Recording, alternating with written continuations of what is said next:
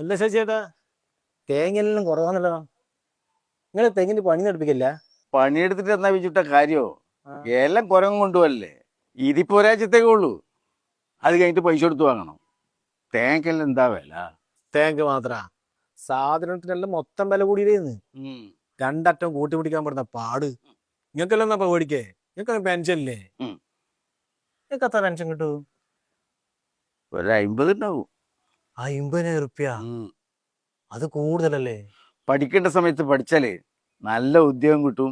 വയസ്സ് കാലത്ത് ഇതേമാതിരി പെൻഷൻ വാങ്ങിയിരിക്കുകയും ചെയ്യാം. അല്ലാണ്ട് പഠിക്കേണ്ട സമയത്ത് മരമെങ്കിൽ നടന്നാലുണ്ടല്ലോ, പിന്നെ ഇതേമാതിരി ആരെന്റെ തേങ്ങയും ചുമലേശം നടക്കേണ്ടി വരും.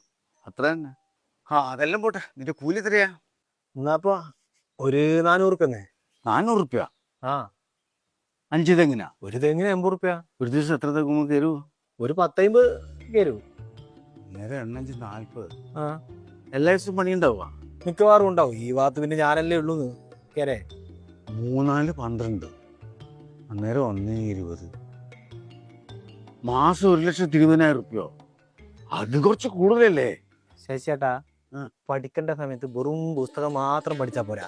അത്യാവശ്യം തെങ്ങും കയറാനും പഠിക്കണം. അതിന്റെ കൂലി കൊണ്ടാണ്.